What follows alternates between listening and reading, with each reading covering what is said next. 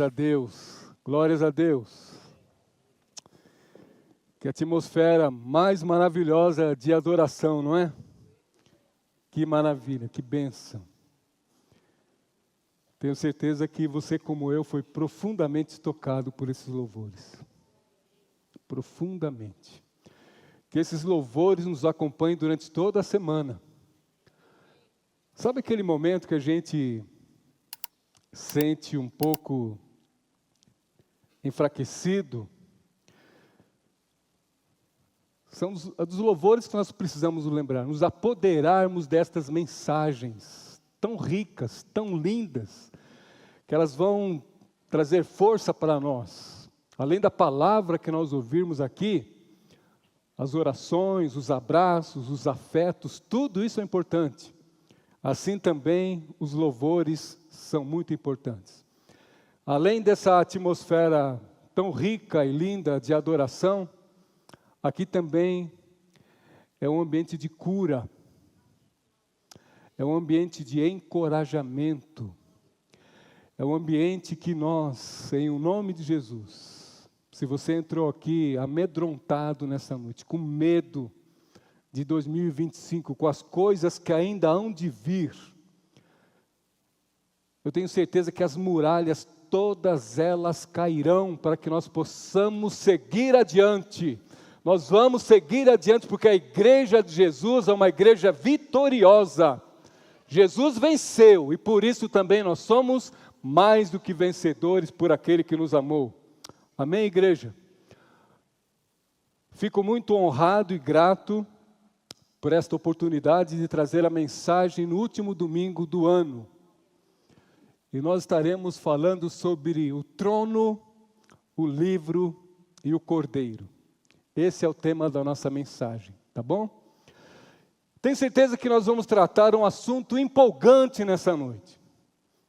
Muito embora ele esteja no livro de Apocalipse, que muitos o chamam de um livro difícil, mas eu o vejo como um livro de encorajamento.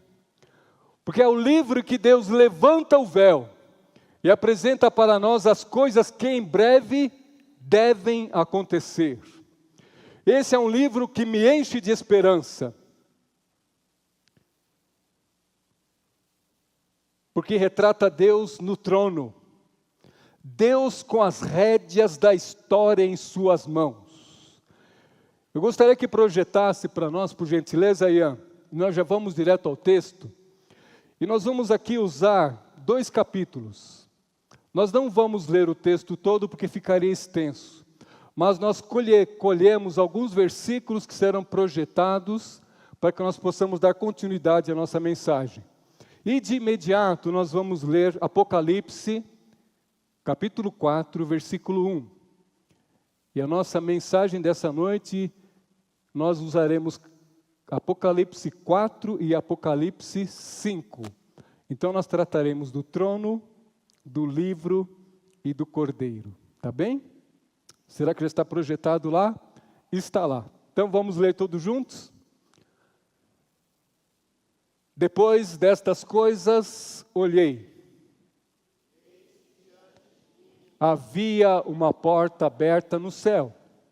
E a voz que eu tinha ouvido falar comigo no princípio, como de trombeta, disse: suba para cá e mostrarei a você o que deve acontecer depois destas coisas.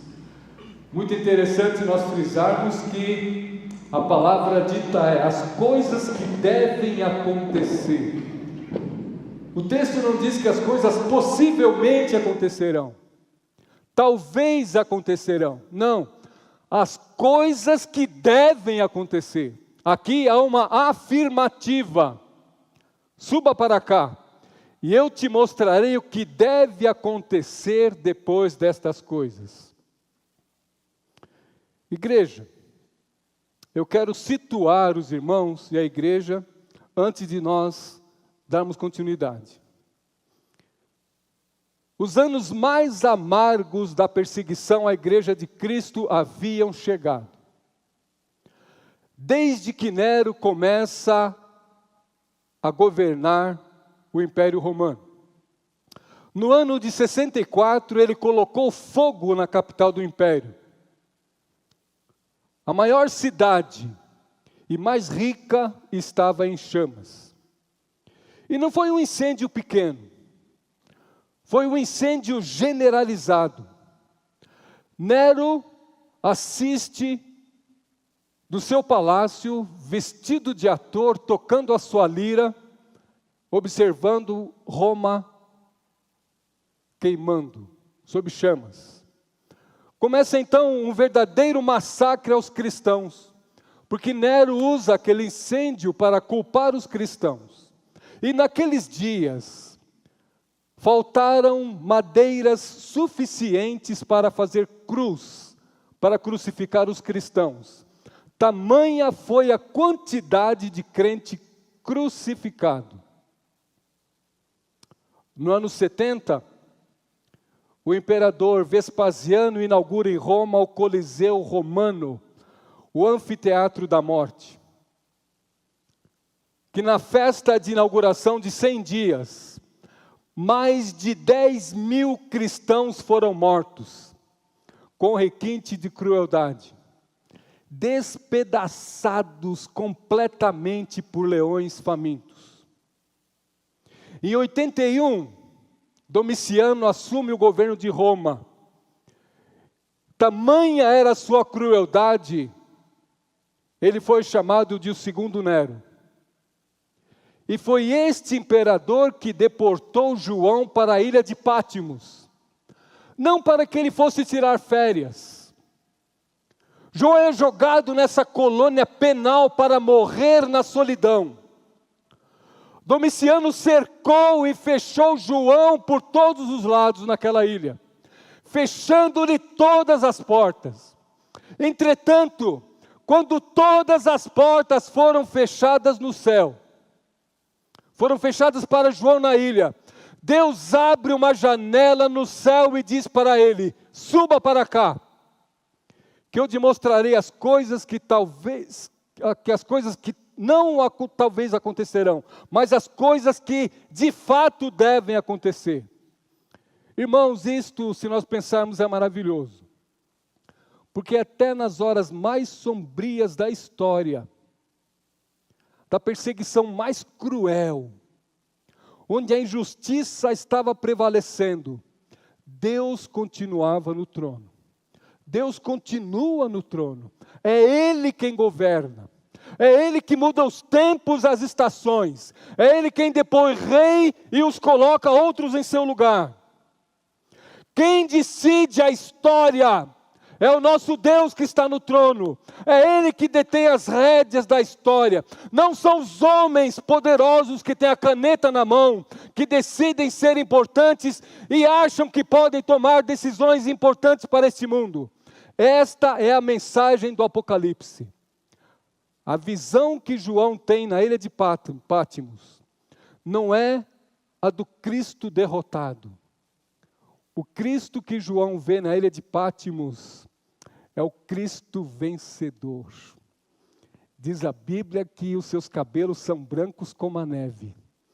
Dos seus olhos saem chamas como que de fogo. Os seus pés são polidos como que de bronze. E a sua voz é como a voz de muitas águas. Este é o Jesus que morreu, mas que ressuscitou. E que pergunta para você nessa noite: ei, qual é o seu medo? Eu estive morto, mas ressuscitei.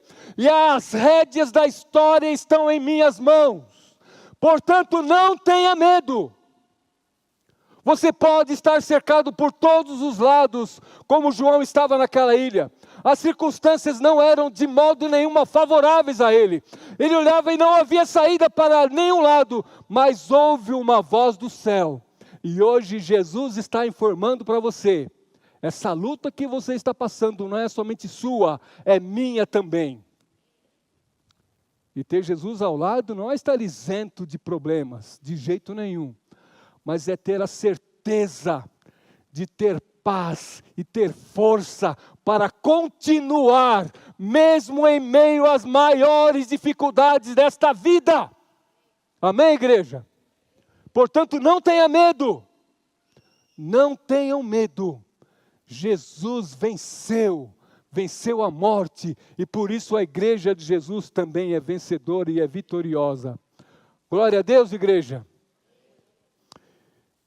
E quando João vê, quando Jesus vislumbra Jesus e toda a sua majestade, ele cai como morto aos seus pés. E o Senhor Jesus glorioso põe a sua mão direita sobre ele e diz: Reginaldo, não temas. Irmão José, pastor José, não temas. Como ele disse naquele dia para João: não temas. Não temas, Ricardo. Não temas, igreja. Fábio, não temas. Porque o Senhor é contigo. E por isso você há de vencer todas as lutas que você tem enfrentado em nome de Jesus. Em o nome de Jesus. E aqui nós vemos a graça nos invadir. Porque Jesus diz: eu sou o primeiro e o último. Eu estive morto, mas estou vivo pelos séculos dos séculos. Eu tenho em minhas mãos as chaves da morte e do inferno. Portanto, igreja, não tenham medo. Agora João é convidado para subir, para ver as coisas que em breve irão acontecer. E a Bíblia diz que João vê um trono e alguém assentado no trono. E João nem sequer ousa descrevê-lo. Apenas diz que ele é semelhante a pedras preciosas. Aliás, irmãos, Apocalipse é o livro do trono de Deus. Sabe para quê? Para nos mostrar que Ele reina. Ele é o Rei soberano sobre todas as coisas. Só no capítulo 4, esta palavra aparece 12 vezes. E João percebe que esse trono tem 3 características. Primeiro, é um trono de misericórdia. Aqui nós vamos aprender, diante do trono, 3 lições importantes. A primeira delas é que o trono de Deus é um trono que emana misericórdia em primeiro lugar. Vejam vocês. Depois de uma tempestade, algumas vezes nós vislumbramos um arco-íris, não é isso? Não é isso? Já viram? Coisa linda, o arco-íris.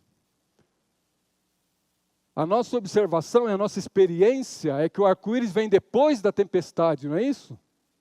Aqui, no texto lido, o arco-íris vem antes da tempestade. Por quê?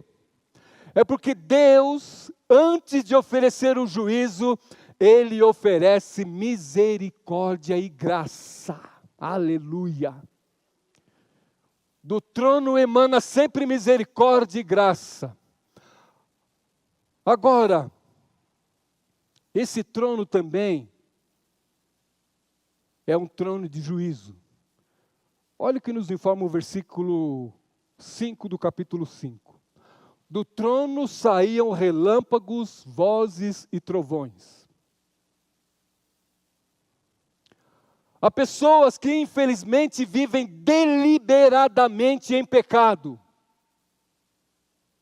Sabedores que do trono de Deus emana em primeiro lugar graça e misericórdia sem fim. E se renovam sobre nós a cada manhã. Porque Deus é bondoso em oferecer sempre dádivas boas em relação aos seus filhos, em relação a nós. Mas infelizmente, há pessoas que deliberadamente, por vontade própria, por escolha própria, decidem viver em pecado. E esquecem que também deste trono saem vozes, trovões que proclamam e demonstram o juízo de Deus.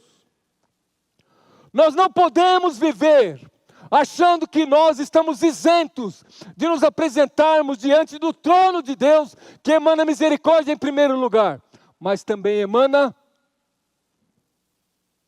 juízo.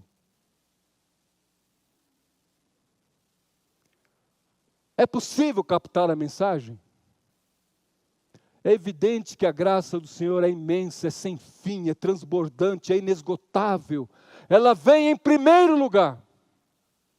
Mas deste mesmo trono também emanam vozes e trovões e relâmpagos, demonstrando que um dia todos nós haveremos de nos apresentar na sala do juízo de Deus. Há pessoas que não gostam de pensar nisso. Mas a Bíblia assim o diz. E se a Bíblia assim o diz, eu creio no que a Bíblia diz. Amém? Em terceiro lugar, do trono também emana transparência. Olha o versículo 6.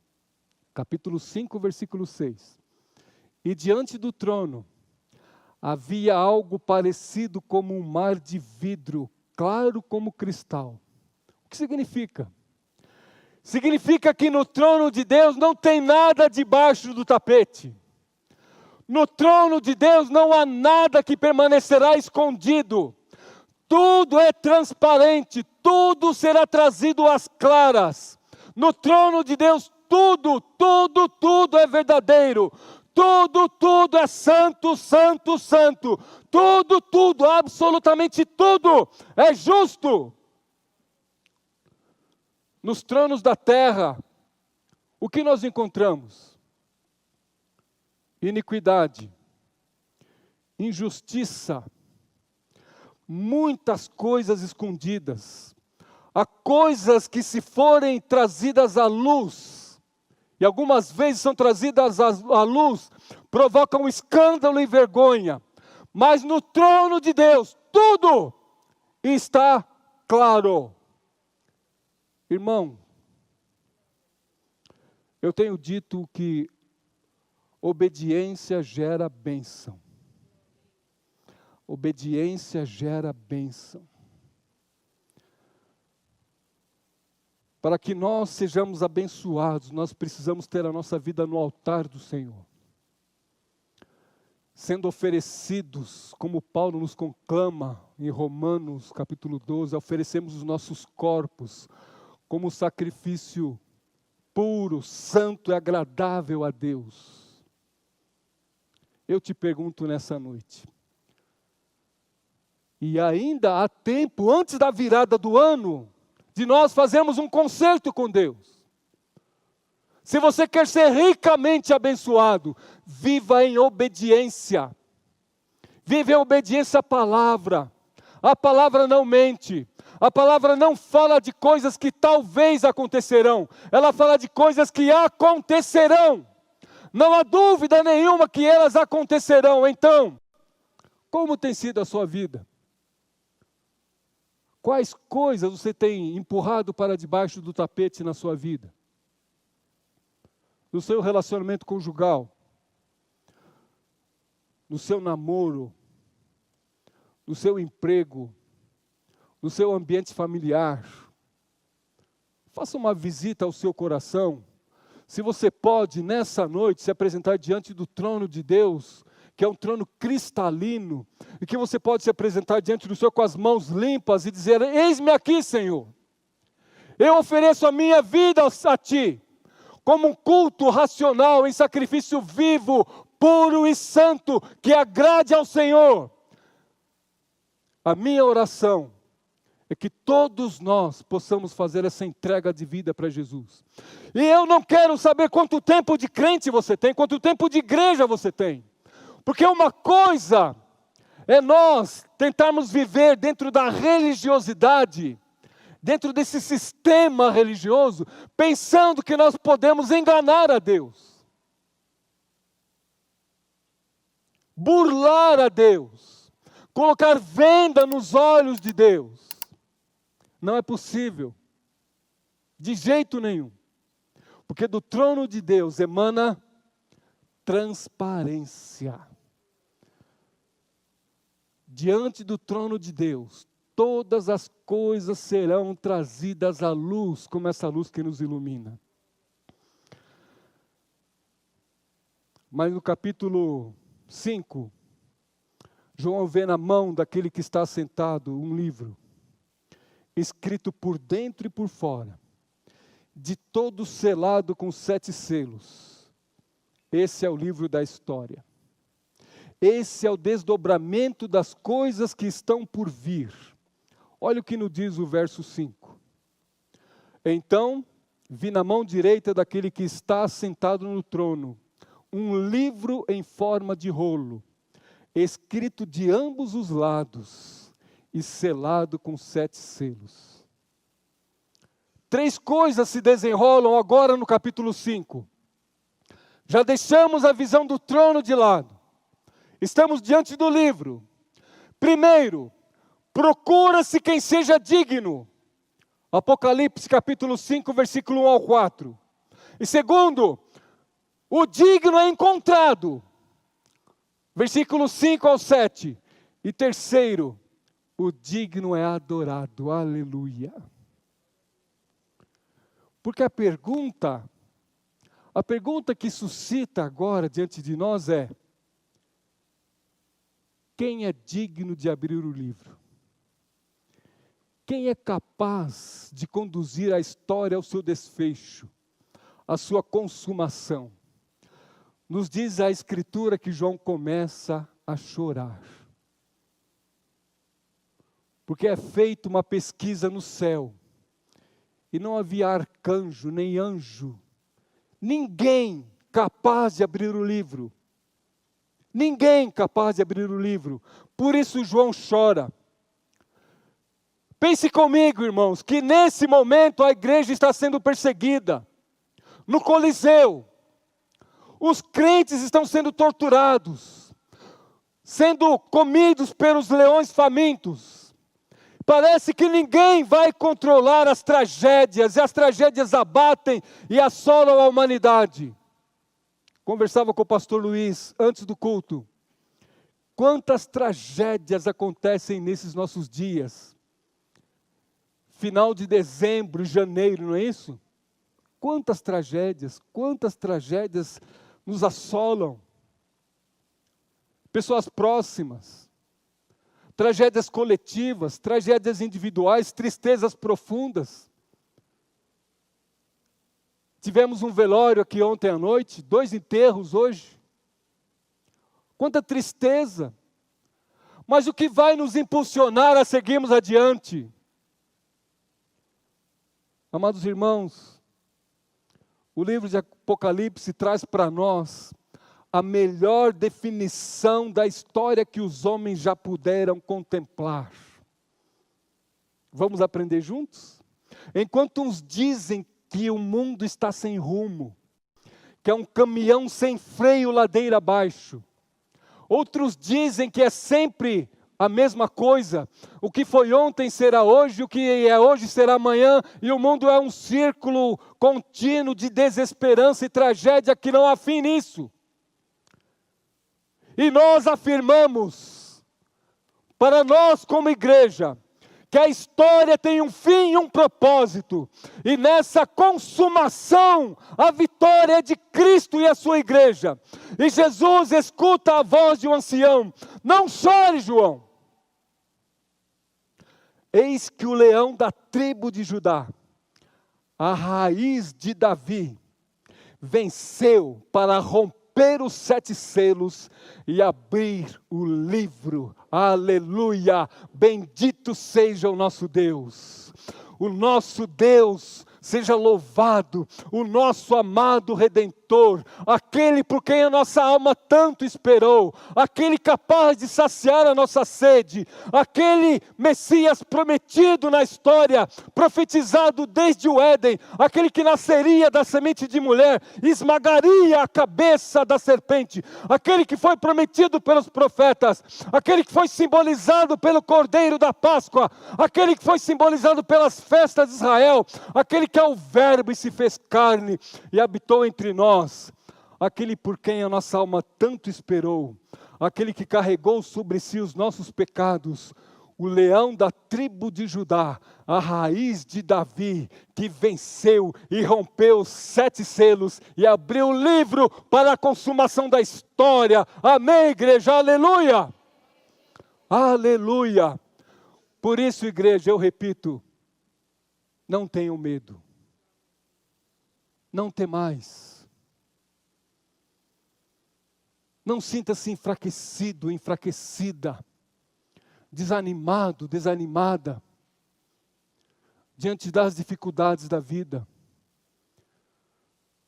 Ah, que cântico tão lindo. Aquele por quem a minha alma esperou. Aleluia. Aquele por quem nós esperamos, né, pastor Dárcio?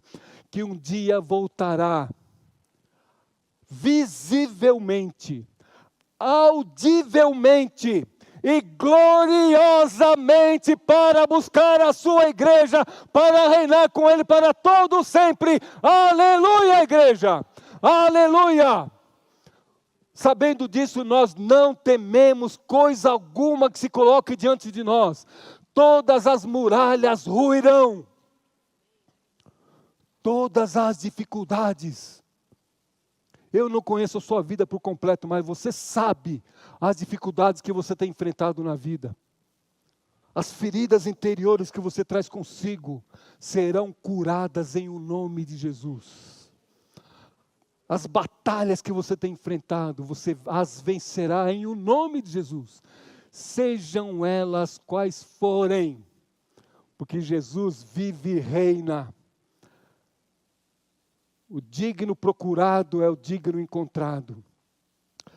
Mas você vai perceber que quando João olha o leão, no versículo 6 do capítulo 5, diz assim: depois vi um cordeiro, que parecia estar morto.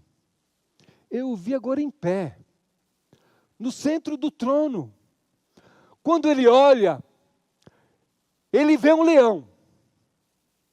Ele não vê um leão, ele vê um cordeiro. As duas figuras se completam em Cristo. Porque ele é o cordeiro que morreu, mas é o leão que ressuscitou. Ele é o cordeiro que foi imolado, mas é o leão que triunfou. Aleluia! Nós não podemos, igreja, perder essa visão da nossa mente. E porque o cordeiro venceu, ele passa a ser adorado, como nós o fizemos aqui nessa noite. Amém? Sabe uma coisa que eu percebi? O nosso ministério de louvor é maravilhoso, não é? Vocês concordam comigo? Que bênção, que vozes, que instrumental, que sincronismo, que sintonia, que harmonia, que tudo de bom. No entanto, aqui vai uma exortação para a igreja, do profundo do coração. Quando eles param de cantar e falam assim: agora eu quero ouvir a igreja. Eu quase não ouço a igreja cantar. Vocês perceberam isso? O que se passa comigo e com você? Irmãos, diante de cânticos tão lindos, quando diz para sempre ele deve ser adorado, e os anjos cantam, santo, santo, santo. Se os anjos cantam, é para nós como igreja, estamos aqui também falando a mesma coisa, santo, santo, santo, com a maior força dos nossos pulmões. No entanto, nós ficamos tímidos, quase a voz não sai da nossa boca. Por quê? Por quê? Por quê? Nós não estamos diante daquele que está morto e permanece na sepultura. Nós estamos diante daquele que foi imolado como cordeiro, mas triunfou como leão, o leão da tribo de Judá, a raiz de Davi, que venceu e é o digno encontrado, único capaz de romper e abrir o livro para o final, para dar propósito à história. Amém, igreja? Podemos cantar mais forte da próxima vez? Podemos? Amém, glória a Deus. Irmãos, adoração não é só cantar, evidentemente que não. Adorar não é somente levantar as mãos, mas isso revela a expressão do nosso coração, amém? Não é, Vanessa? Não é, Silvana? Não podemos estar indiferentes diante do Rei da Glória. Indiferentes, com a mão no bolso, com o braço cruzado, o semblante caído, pensando lá no que vai acontecer. Não, gente, a palavra está nos falando, o Cordeiro foi encontrado, e vivo ele está, reinando, e tem as rédeas da história nas suas mãos. Portanto, não temas, não fique indiferente, abra sua boca, levante os seus braços. No momento da adoração acontecem muitas coisas. Acontece encorajamento. Você quer saber? Acontece cura. Acontece tanta coisa. Quando eu olho para Silvana, que exemplo de vida você é para mim. Silvana nos encoraja. Olha o encorajamento que essa mulher transfere para nós. Bendita seja você em nome de Jesus. Enquanto nós cantávamos que Jesus é provedor, é o Deus que cura, eu me direcionava as minhas mãos na sua direção pedindo cura. Assim a igreja deve fazer, ministrar bênção de uns aos outros, porque nesse ambiente de adoração, nesse ambiente que Jesus vivo está, passeando no nosso meio, muita coisa pode acontecer. Basta que nós não estejamos indiferentes, igreja. Não permaneçam indiferentes, amém? Porque Jesus venceu a morte e vivo Ele está, como o nosso sumo sacerdote e como o nosso advogado, Ele também é o nosso intercessor. Algumas implicações para nós. Porque Jesus venceu, em primeiro lugar, faz sentido nós orarmos. Porque Jesus venceu, faz sentido nós clamarmos por um renovo espiritual na IBSM, amém? Renovo espiritual, revestimento do poder do Espírito Santo, enchimento do Espírito Santo. Use a nomenclatura que você quiser. Renovo espiritual, vou usar uma palavra que eu gosto muito, você não precisa gostar muito não, mas eu gosto. Renovo espiritual / avivamento. Eu creio que Deus pode derramar um avivamento sobre todo o Brasil, sobre todo o mundo, sobre o estado de São Paulo, mas eu creio também que Deus pode usar a IBSM de uma maneira totalmente especial, totalmente diferente, num crescimento exponencial para a glória de Jesus. No entanto, nós precisamos orar para um renovo espiritual, igreja. Precisamos estar atentos. Os dias passam rápido demais. Nossa vida vai muito rápido. Posso te dar um conselho? Gaste a sua vida servindo ao Senhor Jesus. Sirva ao Senhor Jesus. Amém? Nós estamos juntos nessa cruzada de oração. Já pensou? O Senhor derramar uma unção aqui, uma unção